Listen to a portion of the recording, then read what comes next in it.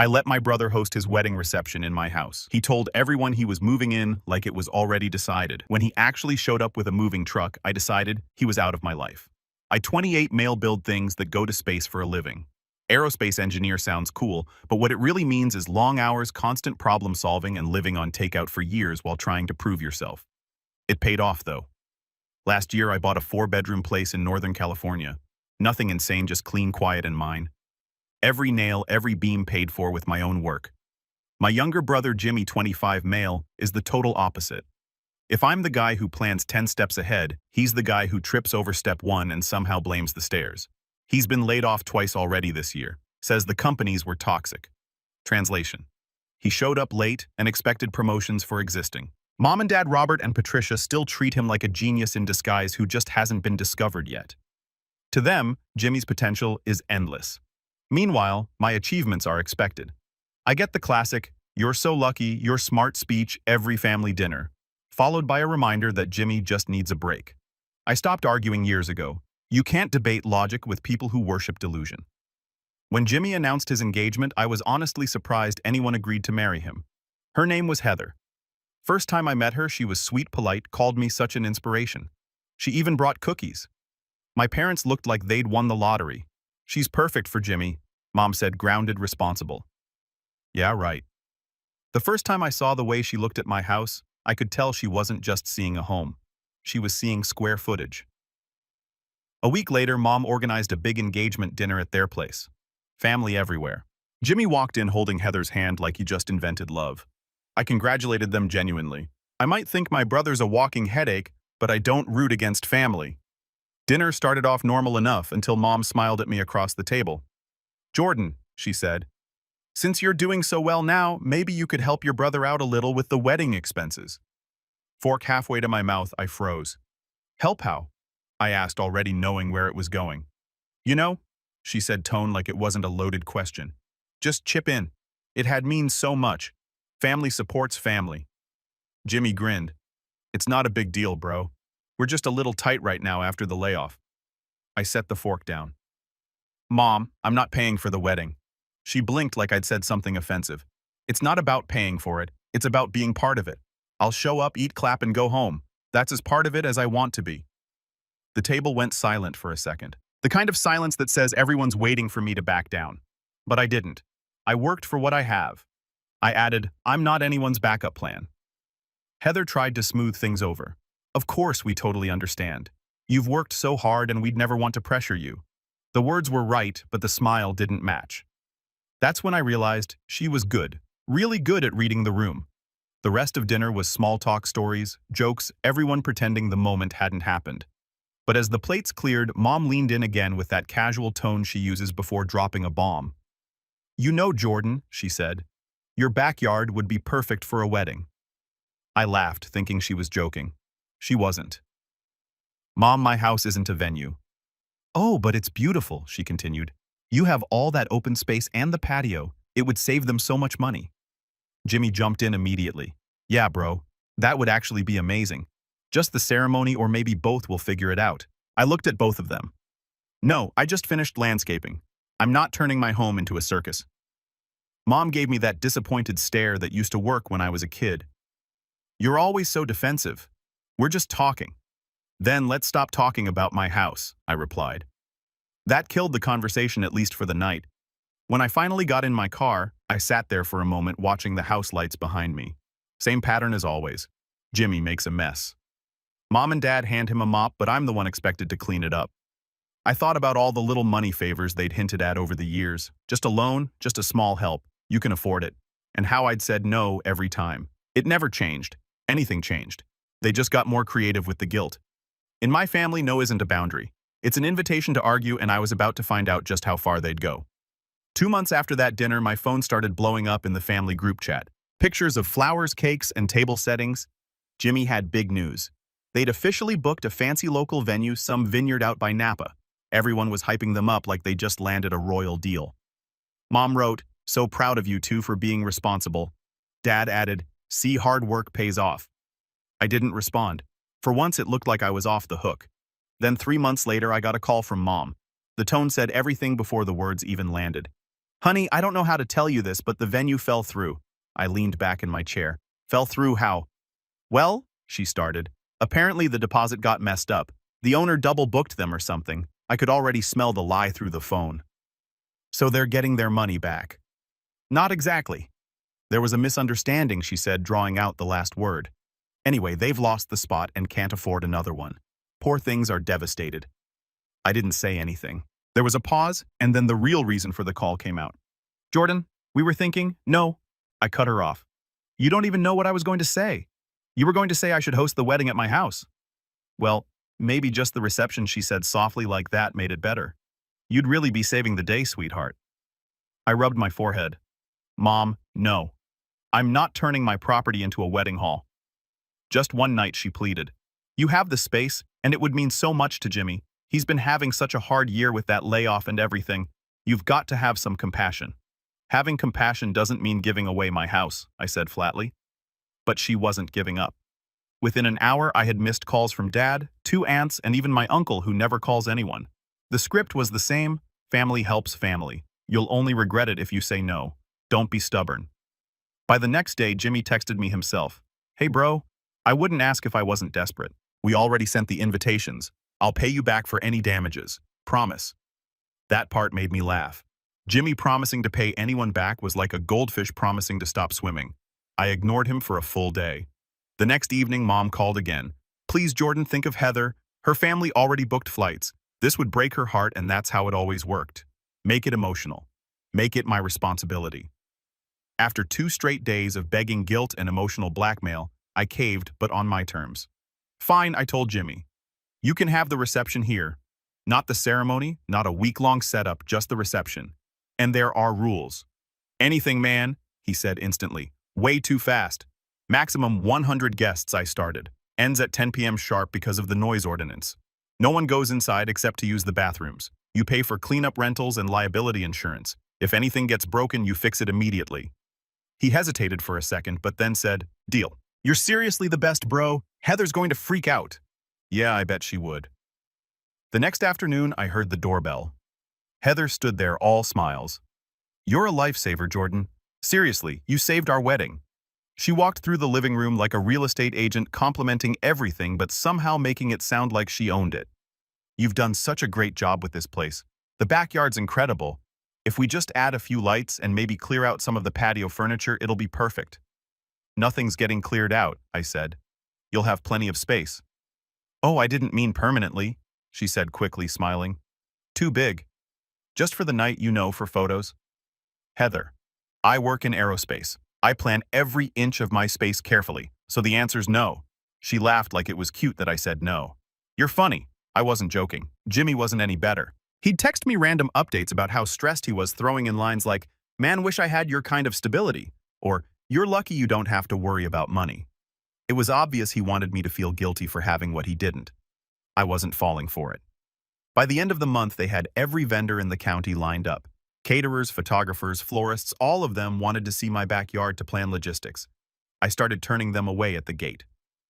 One day I caught Heather there again, this time with her mom. They were walking the property line with a measuring tape like they were designing a park. Heather, I called out, did we forget what I said about permission? She turned wide, smile still plastered on. We're just visualizing. Nothing's changing. Then visualize from the sidewalk, I said. Her mother gasped like I'd slapped someone. Heather's smile twitched, but she said, of course we'll leave. They left. 10 minutes later, my mom called me. Why are you being rude to Heather? She's trying her best. You're making this so hard for everyone. That was when I realized this wasn't about helping family anymore. It was about control. I'd opened the door an inch, and they were already trying to drag me through it, and deep down I knew this was just the warm-up. A week later, my phone started buzzing again. Random relatives asking about my brother's wedding at our house. The first time I saw that phrase, I thought it was a typo, but then it kept popping up. Can't wait to see the backyard. You guys must be so excited, you guys. I opened Facebook, scrolled through Heather's latest post, and there it was in plain text. Can't wait to celebrate our big day at our home surrounded by friends and family. My home, my backyard, but apparently now their home. I called Jimmy immediately. Why are you telling people the reception is at your house? He sounded half asleep. It's not a big deal, man. It's just easier that way. I didn't want to stress you with details. Not stressing me. You're literally making it sound like you live here, he sighed. You always get so technical about everything. It's just wording, right?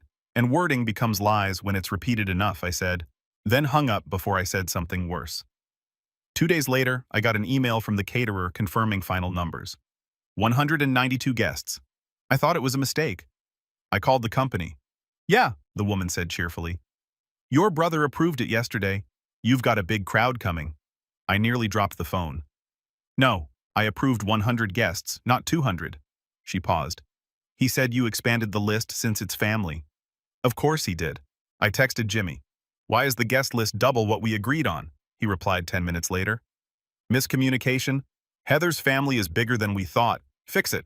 100 maximum. Come on, bro. People already bought tickets. You can't uninvite them now. Not my problem. He left me on red.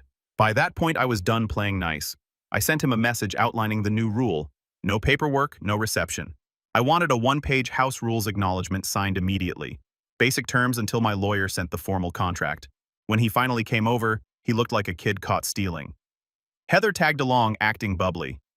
You're so organized, Jordan, she said, fake laughing as I slid the papers across the table. We totally trust you, but if it makes you feel better, it's not about feelings, I cut in. It's protection.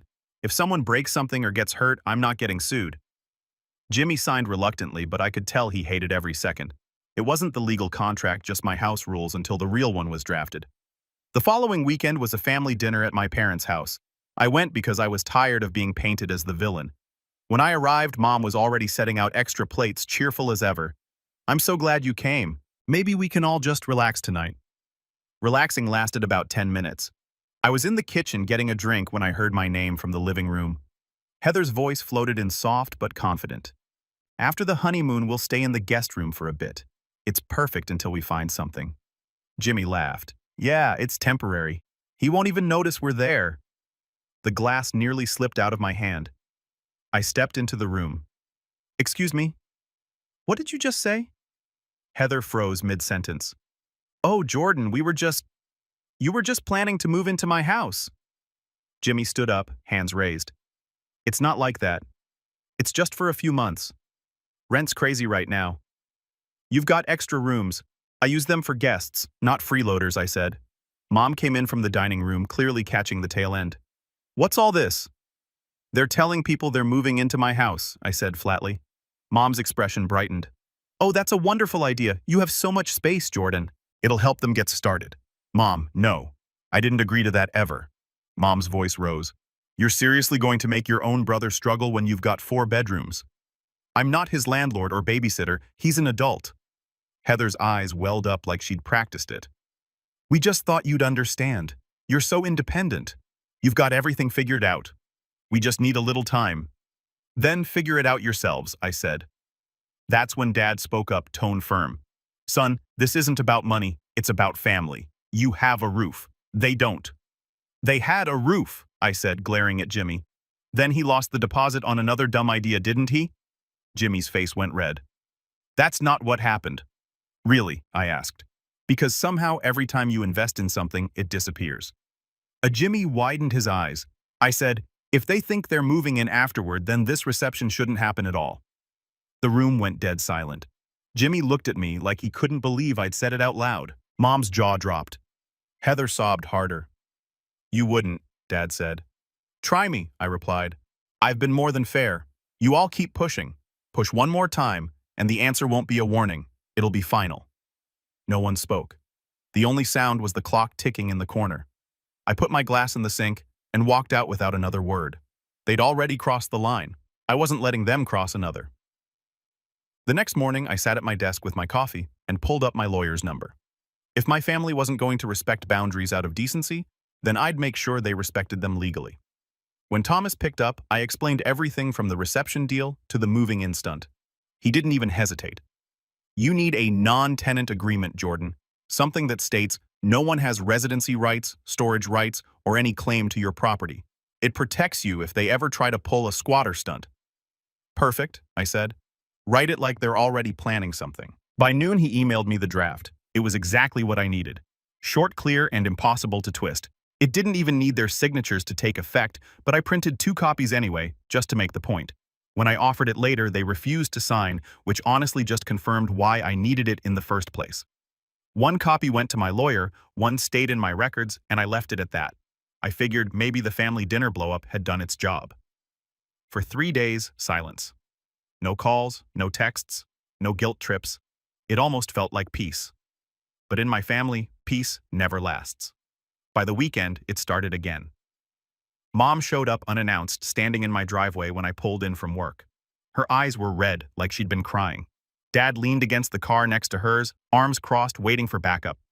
I didn't even get out of the car yet when she started. "Jordan, honey, please don't cancel the reception." I sighed. I didn't cancel anything. She wiped her eyes, ignoring that. "Jimmy is heartbroken. Heather's family already bought flights. You can't do this to them. Mom, they tried to move into my house without permission. That's not a small thing. You're making this harder than it has to be," Dad said. "It's one evening, Jordan. Don't let pride ruin the family." "It's not pride," I said. "It's boundaries, something you've never respected." Mom wiped her eyes. "You used to do anything for your brother. What happened to that, Jordan?" "He grew up," I said, and unlocked the door. Dad scoffed. "You think you're better than everyone just because you have a degree and a mortgage?" I turned back to face him. "No, I think I'm smarter for learning from your mistakes. That's the difference." And his face tightened, like I'd said something unforgivable. Mom broke down crying, saying I was heartless and forgetting where I came from. "Where I came from," I said slowly, "is the same place you keep trying to drag me back to chaos." I walked inside, locked the door, and left them standing there. I could still hear Mom crying through the door, telling Dad I'd lost my soul. An hour later, my phone buzzed with a text from Jimmy. "Mom said, you're going too far. I told her you'd come around once you cooled off. We're family. You don't need lawyers for family." I didn't even respond. I just forwarded that message to my lawyer and said, "Make the agreement ironclad."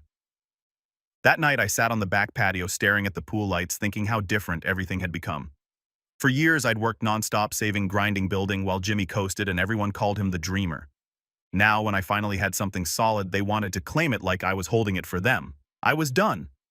The next morning, I made a list: physical boundaries and digital ones. I called my locksmith to schedule a full lock replacement. I set up consultations for a new security system. If they were going to test me, I'd make sure the answer was no in every way possible. The house got a quiet energy that day. Not empty, not lonely, just secure. For once, I felt like I was in control of my own life again. That afternoon, Mom called again. I almost didn't answer, but something told me to pick up. She jumped straight in. "Jordan, your father and I talked. We think you should give this one more chance. Don't cancel, please. Jimmy's been through enough with his job loss. You don't understand how hard it's been for him." "Mom, I've been through hard times too," I said. "I just didn't make everyone else pay for them." "Why are you so cold?" she asked. "You used to be so generous." "Generous doesn't mean blind," I said. There was a long silence before she whispered, "You'll regret this one day." I hung up. By the end of the week, I had the non-tenant agreement signed on my end, the locksmith scheduled, and a delivery date for my new cameras. I wasn't waiting for permission anymore. They were trying to see if they could bend me again, make me that same quiet, compliant son who said yes to keep the peace. But peace built on guilt isn't peace. It's manipulation. That night, as I checked my calendar reminders and set everything in motion, I knew what had to happen next. No more verbal deals, no more trusting their word. If this reception happened, it would be on my terms, locked, monitored, and legally protected. They thought they were testing my patience. They didn't realize I was already testing them, and I was done giving second chances. 1 week before the reception, I decided to end the waiting game. I sent Jimmy a message that morning. "I need the final lawyer-drafted contract signed by you and Heather, the liability insurance certificate naming me as additional insured, and the final guest list by tomorrow. No documents, no event." He read it right away but didn't reply. Typical. I waited until noon, then called. He didn't answer. Heather texted a few hours later instead. "Jordan, please don't make this harder. This is supposed to be the happiest time of our lives." I stared at the message for a while before typing back, "Then followed the rules you agreed to." The next morning, things went from annoying to absurd. Around 10 o'clock, my office receptionist buzzed me on the intercom. Jordan, there's a woman here asking for you. Says she's your mother." I froze. "You're kidding." "I wish I was.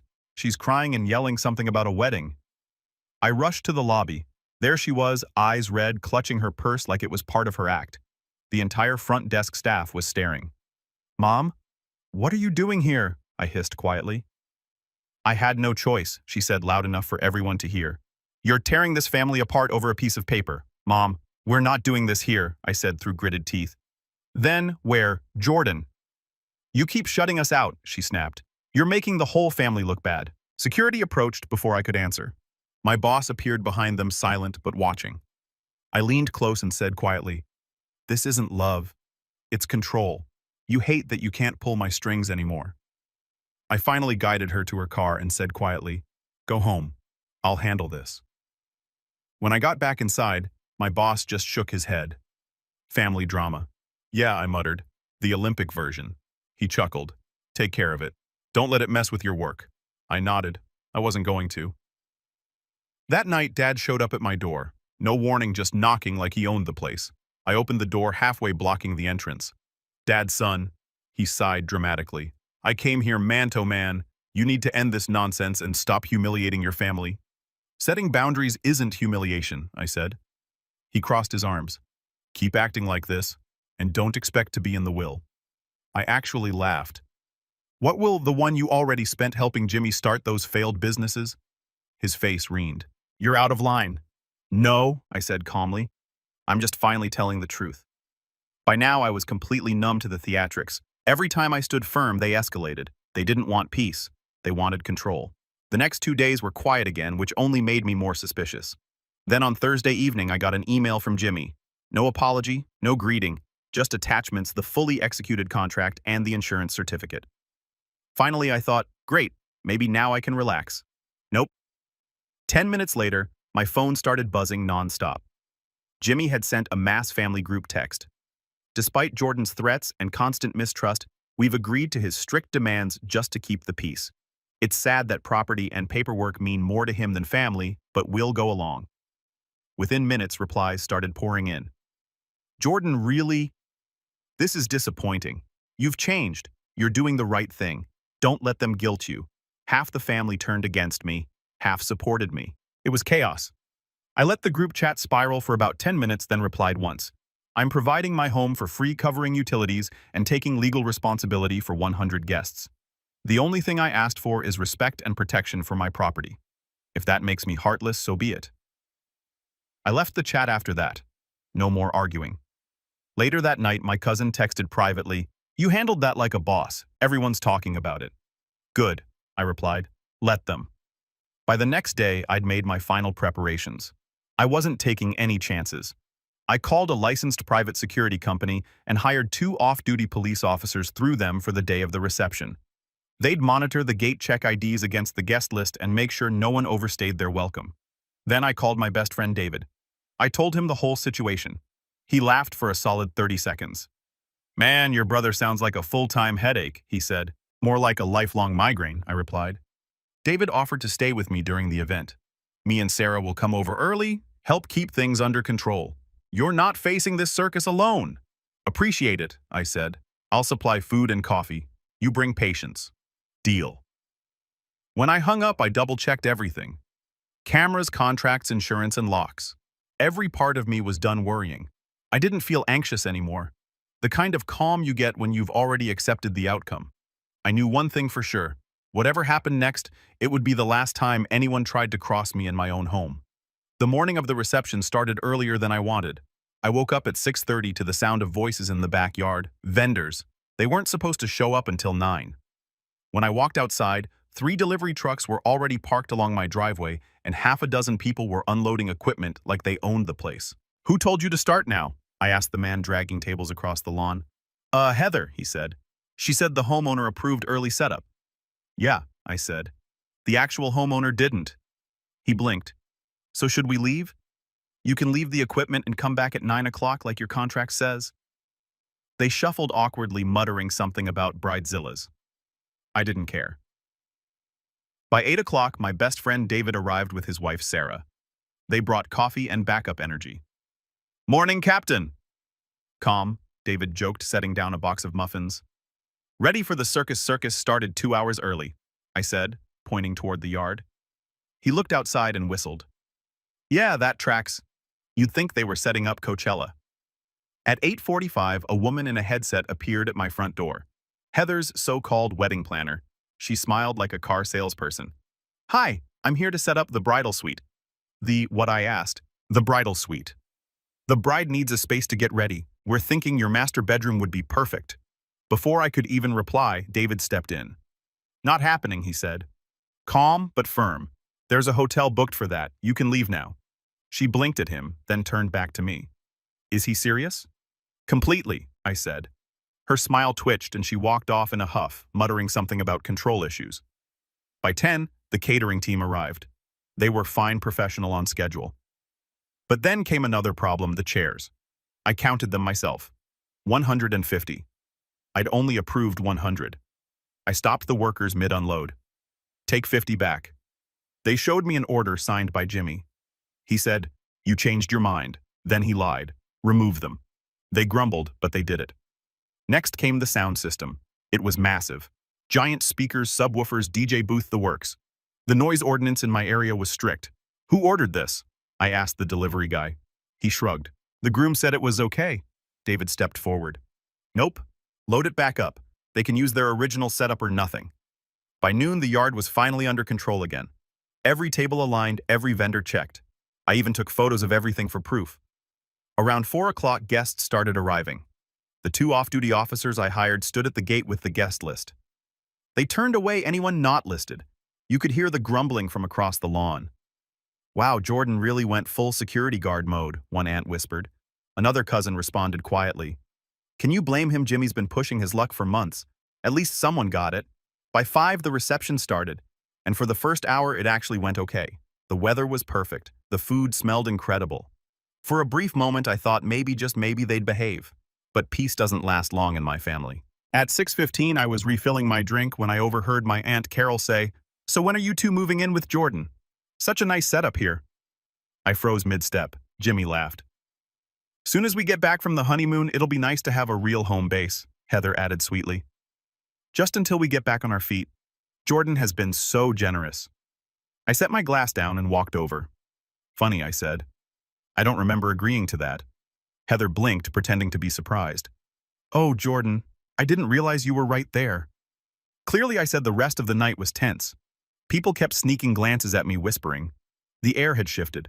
Half the guests siding with them, half silently supporting me. By 9:45, I'd had enough. I gave David a look, and he nodded. At exactly 10 p.m., and I went inside, opened the control panel, and flipped the breakers connected to the backyard lighting and sound system. The music stopped mid-song. The lights went out, leaving only the pool glow and a few string bulbs. Murmurs spread fast. What happened? Did the power go out? No, I said loudly enough for everyone to hear. Reception's over. Thank you for coming. Please exit through the front gate.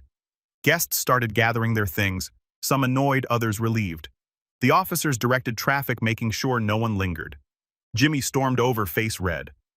Are you serious right now? The party's not even done. It ended at 10 o'clock, I said calmly. That's what you signed. Heather's eyes filled with angry tears. You made us look like fools in front of everyone. I stared at her evenly. You're lucky I hosted it at all. Jimmy opened his mouth to argue, but I held up a hand. Don't. Just leave. They glared at me for a moment before walking away, Heather muttering something under her breath. By 10:30, the backyard was empty, except for me, David, and Sarah.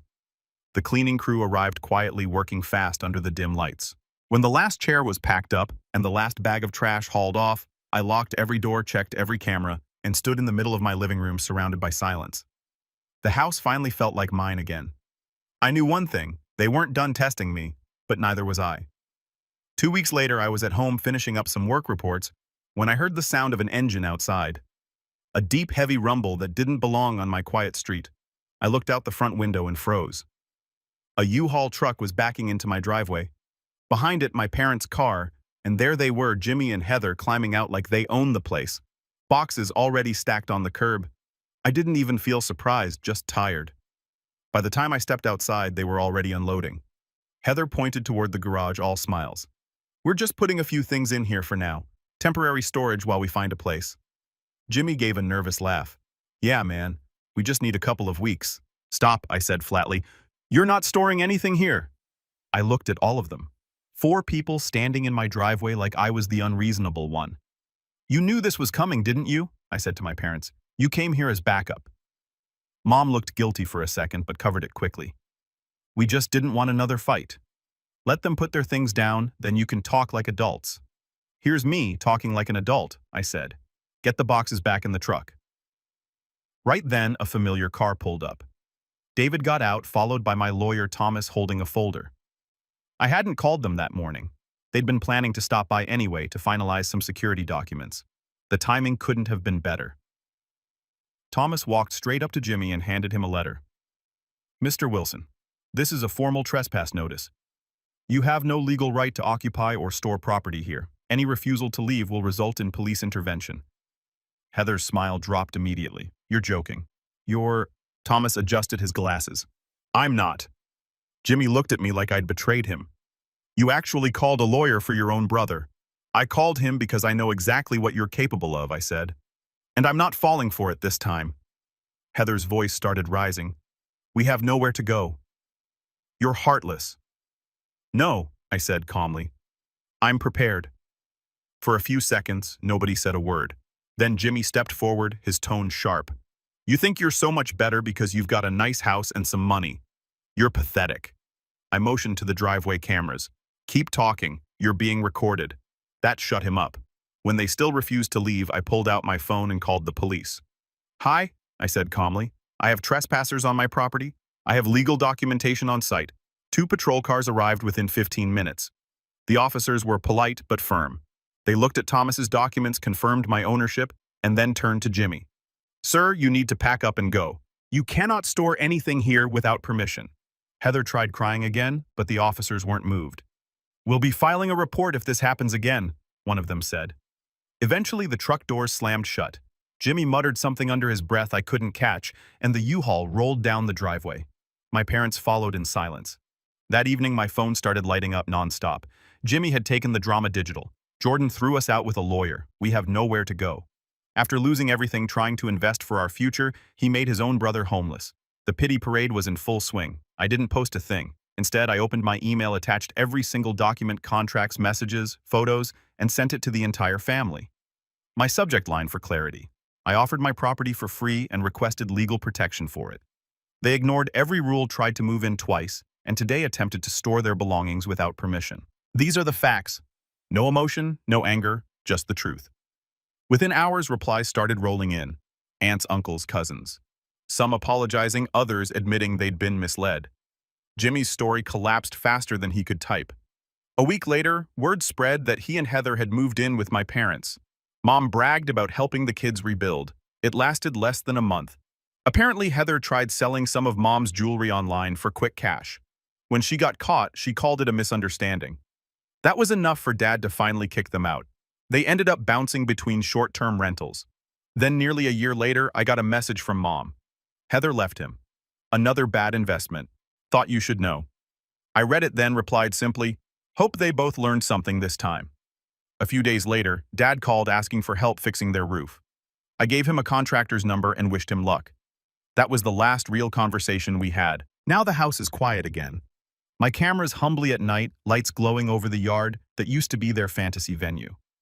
People think standing your ground ruins families. It doesn't. It just shows who was standing with you and who was standing on you. And for the first time, I'm standing exactly where I belong.